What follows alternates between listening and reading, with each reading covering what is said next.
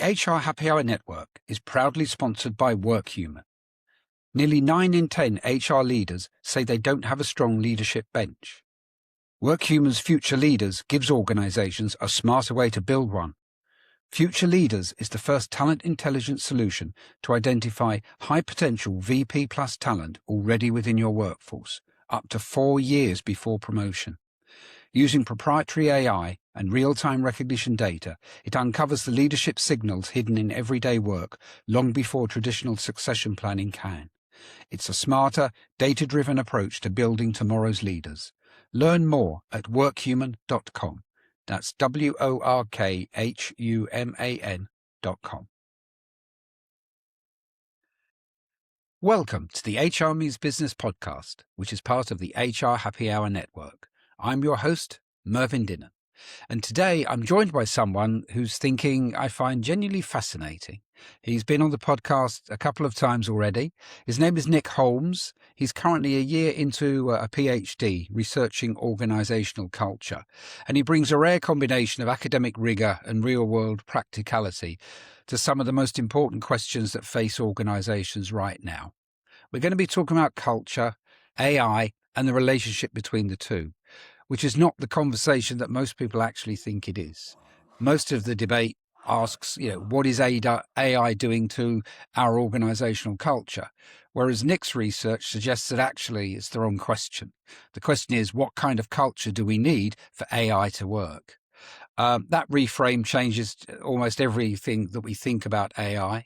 And so, Nick, welcome to the HR Means Business podcast. Would you like to introduce yourself? Thank you so much, Mervyn. Yeah, lovely to be back. Thank you for having me. Must have had some pretty good conversations previously to come back through the door. So it's lovely to be here. Like you said, I'm a PhD researcher in organizational behavior. My thesis is all about organizational culture. The working title is Defining the Undefinable towards a new definition of this big, hairy word of culture and a new measurement to help us make more sense of it. I'm a VP of Learning and Culture. I'm also the founder of a firm called Culture Nova, which is a cultural research and diagnostic firm. And I work with organizations around the world to help change the way they think and feel about work. So yeah, it's lovely to be here. And I'm really excited to get stuck into this meaty, juicy AI culture pie. Okay. I think when we did our kind of, catch up before we started the recording, you said you've got like kind of 150 years of cultural context in your head. There's 164 different definitions and 70 different measurement tools. And that nobody really agrees on a consensus. No. So I suppose first question is, what does that tell us about how well organizations actually understand the things that they keep saying they need to build? Culture. Well, so I mean, this is the crux of the problem. I think there is fundamentally a big difference between familiarity and understanding. So I think a lot of organizations are familiar with organizational culture, but actually very, very, very few understand it truly. The analogy I use is of a zip. Like, you're familiar with a zip, but if I ask you to tell me how a zip works, how it goes from the teeth into the lock, like all of our confidence falls through the floor dramatically at that point. Culture is very, very similar. I think I've been speaking to leaders and also through the research, and the consensus is I think it's a set of values or behaviors. It's a vibe or a feeling of how work really gets done around here. The most common definitions like this treat culture quite atmospherically. Like the weather, ever changeable, moving, can't really put our finger on it. And yet this word is at the forefront of every single industry across every country in the world, from boardrooms to football stadiums, everywhere we talk about culture. So what's frustrating me, and the point of the research is, can we actually step back, look at what's been done, build on the great work of people like Hofstede and Shine and all these people, and actually get to a fundamental core agreement on how do we treat culture and can we make it relevant for 2026, not relevant for where most of the literature sits, to be honest with you, which is in the 80s and the 90s. So Mm. yeah, it's exciting. I think I want to get organizations from familiarity into a really clear understanding. And when you understand something, how it really works, we can move it. And the AI conversation is fascinating in this, because Mm. the ability and the way that we're using AI currently to sort of quote unquote educate ourselves actually doesn't increase our understanding at all. It just gets us to familiar quicker. So there's a lot Mm. in this. So yeah, excited to unpick a bit of it. Yeah, I mean, I think I already said it in the introduction. The what's the impact of AI on culture is the wrong question. Yeah. It should be, is your culture ready for AI? And I think that will challenge a lot of the way organizations think about this. So can you, I suppose, unpack that a bit and kind of explain what you mean by that? Yeah, absolutely. There's some really interesting studies coming out quite a lot at the moment. Deloitte have just done a good one called the cultural debt analysis. Essentially, what's happening there is 65% of organizations believe that their culture needs a significant change because of what's coming with AI, and 35% say culture actively inhibits their AI goals currently. There's even a study that shows that 25% of employees are trying to actively sabotage the efforts of AI because they're terrified of what it might mean for their role moving forward. So what I mean about that is a lot of people are saying, well, AI's impact on how people work and the culture is going to be profound. But actually, when we think about AI, it's a tool. It's a tool. It's another powerful, very powerful tool that can and will and is rapidly changing our approach to the work that we do and how we do our work. Both things, the technical craft and the behaviors towards it. But ultimately, when you put a new tool into an environment, that environment is going to spit it back out, use it messily, or use it and actually drive value. So that going back to the original statement we said, the question isn't the impact of AI on our culture. The question is, how are our environments designed to make use of this tool in the most efficient and effective way? And so what you have in organizations is we have people adopting tools with very little cohesive strategy. So people in roles will be like, I've done this really cool thing. And then depending on the type of organization that you have, the design, the culture set up in the organization, that person will say, no, you can't do that. What are you doing? Because that runs risks, or there's no join up, or it just happens in a silo and leaders aren't using the same thing. So there's disconnect and mistrust. Or what we have and what we see quite a lot is a lot of work slot taking place where AI is taking over some of the traditional culture building aspects of work, whether it's communications or connection with other people. So it's all about how we can redefine and redesign the environment to be more successful. And then AI can either come into that environment and enhance the ability of the workforce, come into that environment and fail dramatically, depending on what's there. But ultimately, we've got to try and rethink how our work is being designed before we can start to talk about the value adoption of AI. Mm. You say about adoption because there's something in your research that I've been thinking about before we had this conversation, and that's that at the moment it looks like globally employee engagement has been declining over the same period that Yeah. AI adoption has been Yes. accelerating. Now, Yes. I know that in the research you're doing so far, you're not claiming direct causation there, but you're not dismissing it either. So what do you make of it? Gallup have been, I mean, there's two things for me on this. Yeah. Engagement in itself I approach it with caution. And the reason why I do that is Gallup have been running the state of the workplace for 26 nearly years. And the first time they did it was 23%. And 26 years later, we're stuck at 23%. So my point is, it's a useful point to know how people feel, but it might not be helping you drive true growth and performance through organizations. I think there needs to be a different look.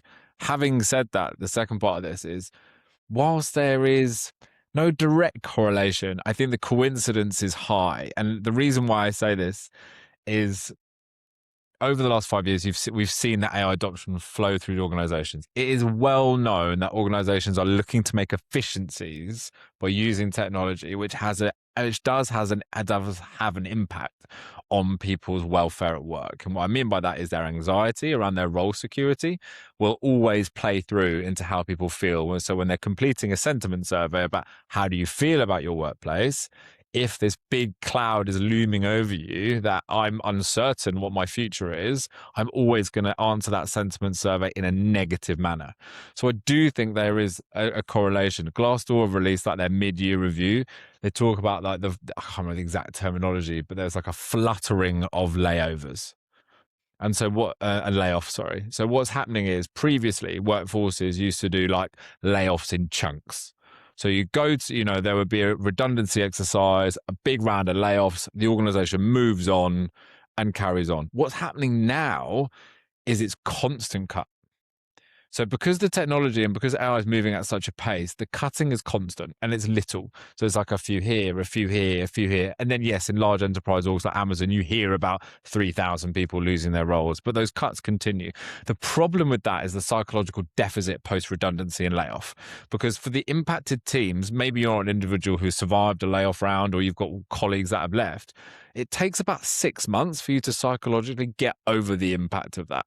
So if you're continuously laying people off through the view of actually, I think this might be, the organization wants to get faster, so I'm going to take people out continuously, you're always in a psychological deficit from a trust perspective. So I'm not surprised to see sentiment and feeling and engagement drop at the same time as AI adoption climbs. I think, there hasn't been any direct empirical, as far as I'm aware, I could be wrong, but I do think there's a correlation. I do think there will be a bit of a dotted line to the two.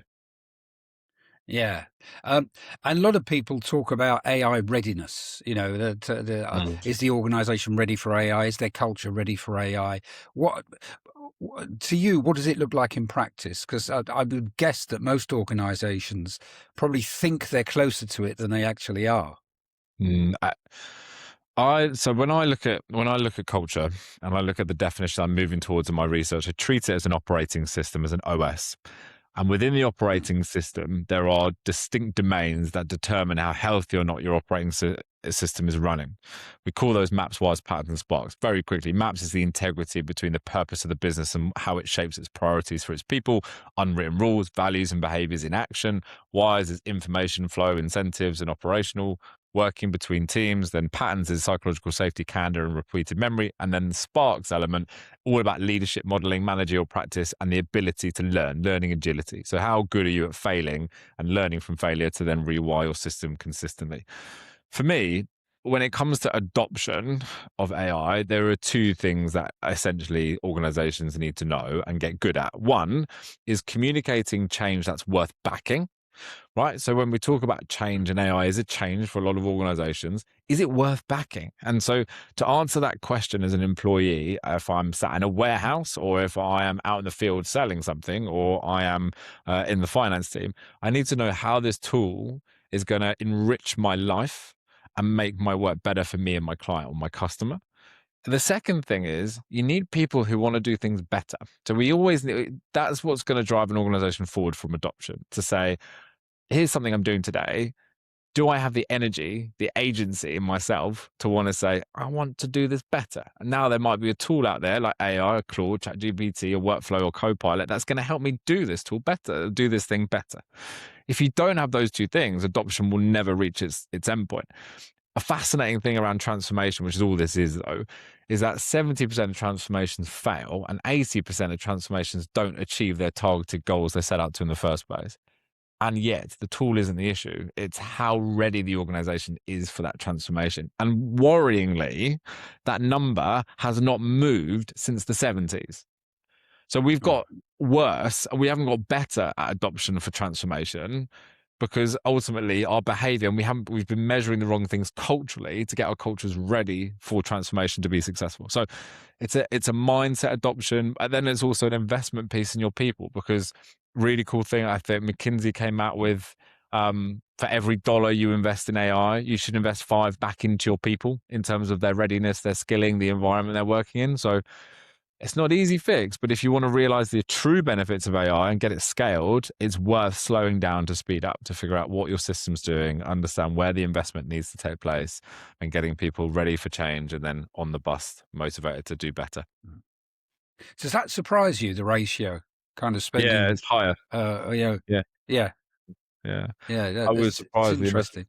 I think it's a combination of investing in people is expensive today. It's not what it used to be even 10 years ago, where and the price of and the problem is people are investing it in such unjoined up ways. It might be in a learning course or a catalog or a library. It might be in just more people in that team. It's not really, for me, being thought through in a really holistic way where there's going to get genuine value out of every dollar or pound that you spend.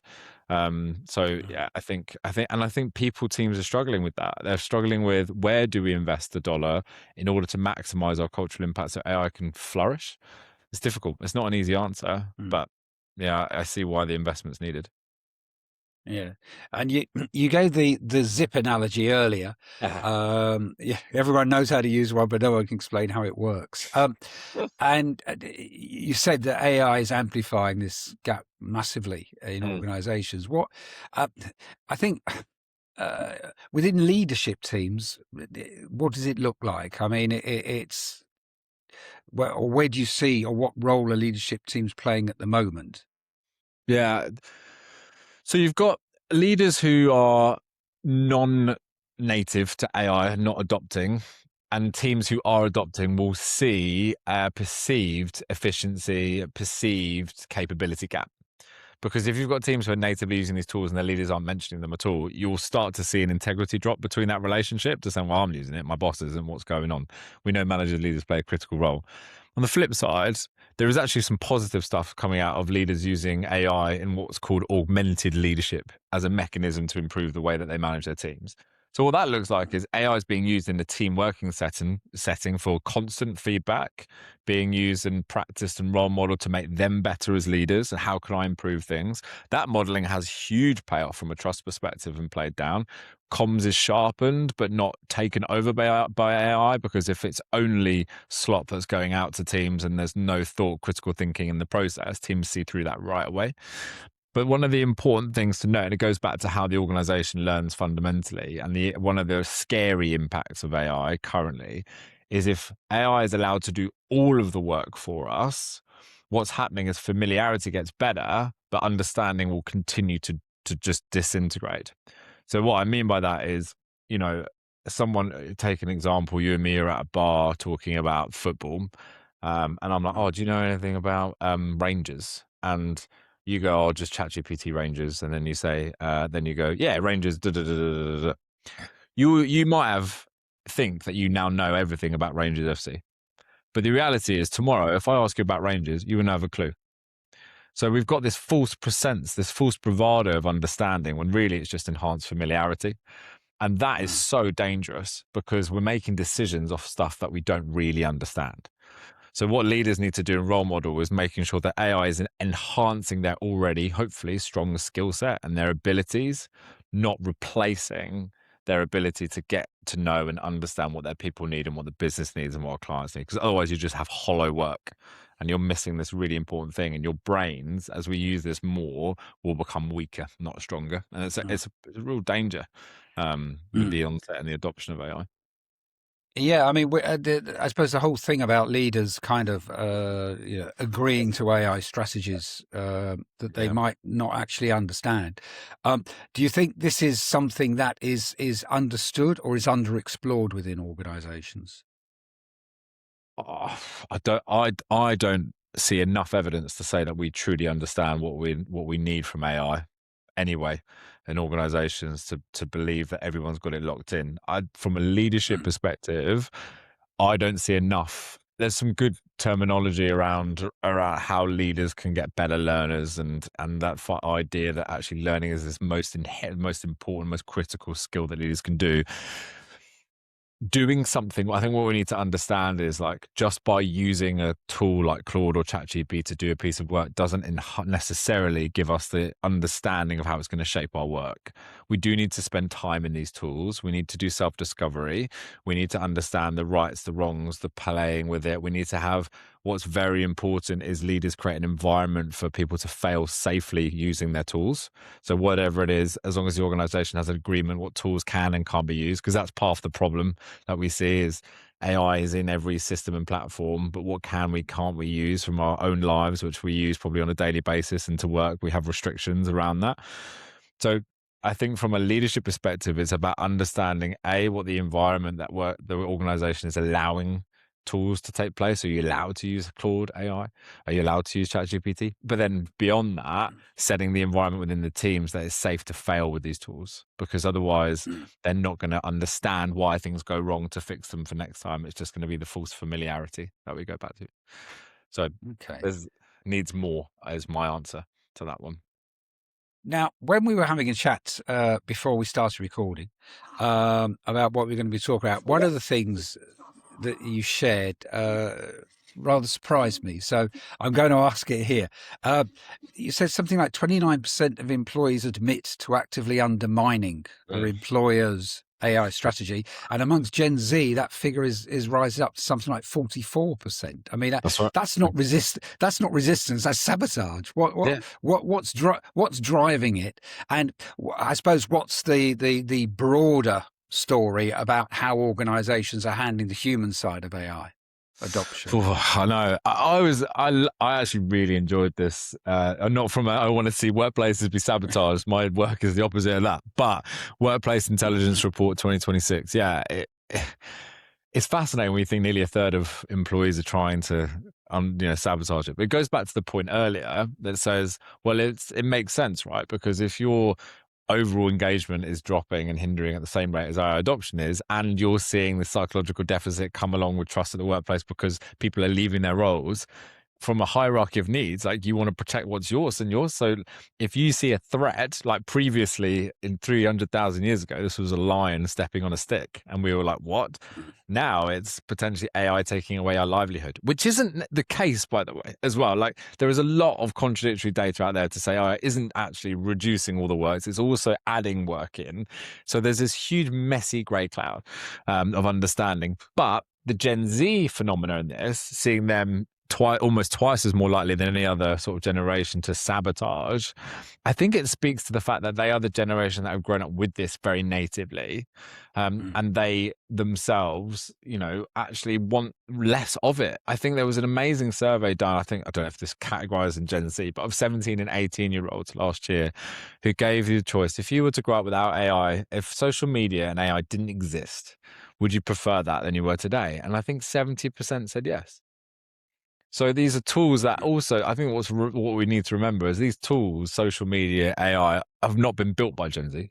They're built by millennials, who are the most users of AI in the workplace, which isn't a surprise. So I think it just comes from this place that they use it so much, they see it all, and they also want to know that they have security and safety as they look up and sideways in their careers. And if they think that actually their opportunities are going to be swamped or taken away by this, they're going to think that. So I think the human impact on AI goes back again to how your organizational environment design is set up. If culturally you have a good history and a record of treating people well and fairly, and workload management, anxiety in the workplace is low, and you layer AI into that, you'll see, hopefully, when I go back to what moves an organization forward, people who are ready for the change and excited by the opportunities and willing to ask, how can this make things better? But if you're an organization who traditionally and maybe over a run of period of time has laid off cuts without this in tow, are doing this because you feel you have to do this, otherwise you're going to fall behind, have not set a clear change agenda for how this is going to set, have a really poor purpose related to priorities, values are performative at best, and you're asking sentiment surveys once a year, then you'll probably see a lot of hesitation about tools coming in, what they're going to do, what does that mean for my role in the first place. And the worst thing I find majority of the time is managers are so ill-equipped to deal with it, and managers are a linchpin in all of this, right? So if you're directing workflow upwards and you're directing workflow downwards and reporting status upwards, you're a linchpin in your organization. If you're not equipped, don't have the answers, have no experience of using these tools, but your people are or supposed to be, you're going to get two sets of pressures. It's just going to compound in this already fractured and broken role. So the human impact on this, again, boils down to how well already your organizational culture is to adopt a new tool in the first place. I think if you combine that with we've never been more we've never had more access to news and information as we had in our lives. We've never been more dispersed and connected at the same time. That your external anxieties that you see and read every time you read the news are just inflated at work. So we have to be quite careful with how we're approaching and mandating tool use and how we're treating people internally, because they're dealing with so much right now. You know what I mean? Yes. And the cognitive load is increasing. I think there's an assumption that a lot of people think AI that reduces workload, but what we're really seeing is that some parts of workload obviously are decreasing, but this cognitive load is actually increasing. And I mean, are you seeing from the research organizations doing anything differently about this? So again, this is like an integrity trust break, because the promise of AI is that it was going to free you up to be more creative. Like, I don't know if you remember, like 2-3 years ago, right? Everything was like, AI will take over so you can do more human stuff. I don't know if you see this, like, I look back on all the slide decks and the presentation from that time, right? And we were like, well, what is a human thing? Like, what is that? I mean, Deloitte again, 2025 came back with 77% of employees say AI has actually increased their workload. Frequent AI users report 45% higher levels of burnout.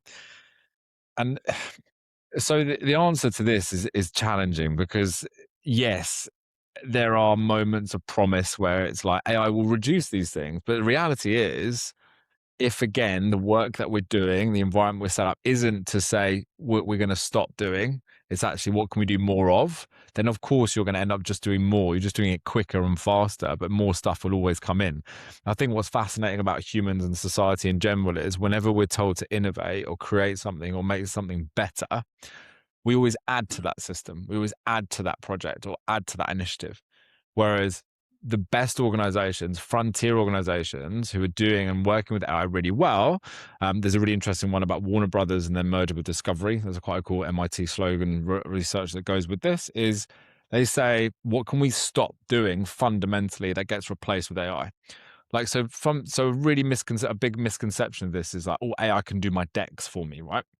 So it's like, AI makes a deck, but if you're just trusting that there will be mistakes on it, so you have to check the deck anyway, so that's fine. But then just because you've done that deck with AI, you continue to make more decks with AI, you're not stopping the reporting process in the first place and automating that somewhere with AI. You're using it to make a thing faster and then just doing more things quicker. Whereas that thing might have taken you longer. It's just, you're not reducing your workload. So it's important to note that. That's important. On the flip side, organizations that use AI very well, for sort of going back to the burnout point, can see gains in mental health and stress days related to mental health decrease, because you can use smart AI as a in-house, in-moment therapist, which can share views, talk back to you and say, how are you working? What's going on? So I think, like, all of this, there's no good, bad, like there's good, there's bad, there's ugly with all of it. So we've just got to make sure that we're cutting through noise where it needs to cut through, speaking to data and facts, and using your own workplace and using your own people as the research students, basically.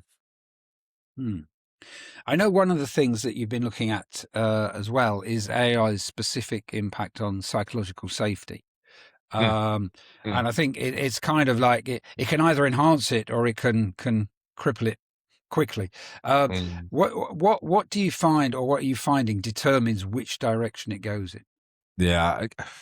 So if we think about defining that quickly, psychological safety, that feeling of being able to speak freely, the risk of failure is normalized for you. You can share your point of view, you're included, and you can feel like you can bring your whole self to every argument, every conversation, every debate. Right? That is the thing that drives innovation in organizations, being able to have that moment and those mindsets. AI's role in this is quite interesting because, again, if you have a group or a team where there's lacking psychological safety in the first place, I think AI will only enhance those issues. The reason why I say that is if a leader is using AI and they always only ever choose 2 or 3 people for a project, that's just going to enhance the bias that exists in that leader's head. From a comms perspective, AI just drives comms throughout, and it's just slop and it's generic. There's no trust building. It becomes very difficult to raise up and challenge.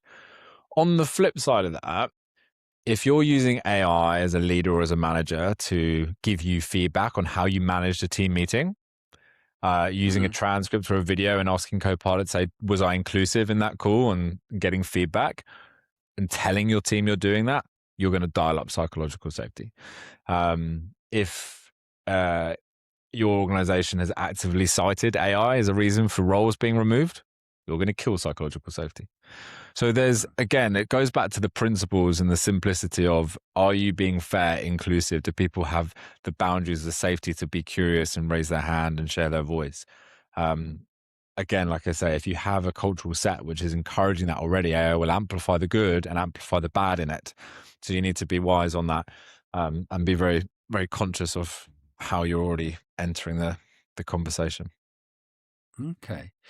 Now, as we're coming to the end of the conversation, and one of the things that I know we've talked about in the past, it's very easy, the conference stage podcasts like this in boardrooms, to talk about AI as very much what I would call a white collar conversation. But we've got certainly in the UK, and I think Europe, something like 60% of the workforce is location specific. They're not sitting around in offices all day long planning, I can do this quicker with Claude. What are we missing by talking about AI as if it applies to everyone? Because this is, I know there's an example which you may give about the NHS, you're still being paper based at the front line. It's how do you see this not so much playing out, but how do you see AI, I suppose, coming into the, I don't like to say blue collar, but I mean those kind of frontline roles, industries, frontline roles, human to human connections, and we're such a long way away from AI or technology or robotics replacing humans in this way. And those service roles, which are so critical to the functioning of society, I think it's really important that we're very clear, and organizations themselves are very clear about what is protected, how AI, look, and so say you're someone who's a cashier at Morrison's, for example, AI might come into the way that you scan through food. And technology might, remove some aspects of your role, but it's being really clear and doubling down that I think, tracking slightly on this, one of the most powerful things about those jobs is it gives people human connection. The ability to converse and talk to another human, right? Whether it is transactional, like I'm being checked in at a hospital, or whether I'm talking to a cab driver who's driving me from A to B and we're talking about my day, or I'm getting my car washed and we're talking about why, or there's an interaction there. We run the risk of overcomplicating work for some, which doesn't need to be overcomplicated. And we also run the risk of saying, because we think we can do things better, those who have never done that job in the first place, removing something really powerful, which we need in society, which is human connection in order to function. Like the world's longest happiness study found 2 things that drive sustained happiness over time: health and human relationships. AI cannot replace that. In many pockets, it's trying to replace that. And after an initial bump of hit of connection serotonin, depression sets in very quickly, because we're not getting this moment, not looking at other people in the eye and driving the human chemicals that exist when we talk to people face to face. So for those more service-driven roles, there will inevitably be some form of scene and visualization. These people are inevitably using and interacting with AI on a daily basis. But take the pressure off them to say, just focus on what it is that you're doing in your role, add as much value as you possibly can into that, and we'll hopefully use AI to enhance your ability to do more of that, not less. So if AI in the NHS can help a nurse complete paperwork 3 times quicker so she can get or he can get to see someone new, let's do that, right? Okay. finally, because it's been fascinating, there's been a lot to think about here. We've, I suppose, covered quite a bit of what's going wrong or where there are pitfalls. So I suppose finally, to look on the more optimistic side, when you see an organisation that's genuinely getting it all right, the culture stroke AI relationship right, not just chasing Gains, doing things quicker, productivity gains, and actually but actually giving value to customers and their people. What do you see them doing differently? Instead of communicating that AI is going to help us work better, and this is the big difference maker for organizations, instead of coming and saying, oh, we're going to use AI and it's going to make us work more efficiently, no one gets out of bed for efficiency. No one goes, I can't wait for more efficiency. There's the organizations that are frontiering this, that are driving real value for customers, are saying, how can we change the world by using this and enhancing our craft and not replacing it? So I go back to this Warner Brothers Discovery integration that took place. The message to their creative team was, how do we give you the tools to enhance your superpowers? So when we talk about AI replacing creatives, do you know who the number one role that UA uses AI for creativity is? Creatives. Yeah. So it's about the organizations that set that tone. We call these the MAPS domain in the OS framework, who set purpose, who set priorities, values, behaviors, are so lived, they drive every decision.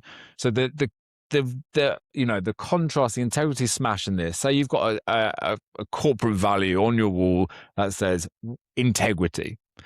And then you tell people, we're not going to be like everyone else. We're going to use AI. And then all of a sudden you don't. So you stop replacing roles and you think that AI is going to get it, even though you haven't implemented it correctly. So all that happens is other people just do more work. Of course, you're going to see attrition fall through the roof, and you're going to see confidence flat, and you're never going to realize the value because people don't buy your change and they stop asking how they can do things better.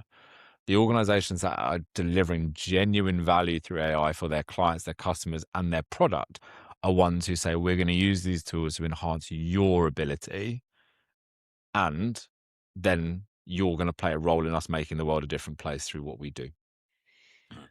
Yes, they might use them to work more efficiently, but they don't lead with efficiency. They lead with purpose. And there's a distinct lack at the minute of very good, powerful connections from organizations who are genuinely leading AI purposefully versus AI for I feel like I need to do this. Because for so many organizations, if AI didn't exist, they would still be doing the same thing. They get disrupted versus doing the disrupting.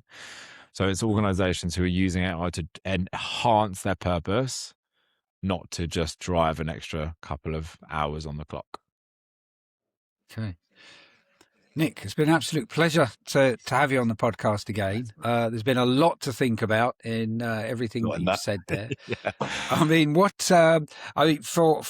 you, you're doing the research and stuff. I mean, will this be published at some stage, do you think, or? Yeah, so there's a couple of things. I'm launching through Culture Nova at the end of this year, something called Nova Labs, which is research that everyone can get involved in, that asks 3 questions a month that you'll be able to see back straight away as well. No hidden agenda there, just wanting to get research into the world that makes the world a better place. So just interact with that.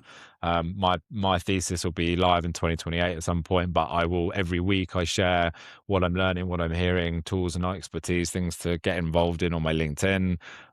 So yeah, and it should be quite exciting for everyone to get involved in as we move forward. It should be great. And listen, lots of luck with it. And I look forward to getting you back on when the PhD is out there. Absolutely. PhD books, okay. All sorts. Cheers, man. Okay. All the best. Thanks.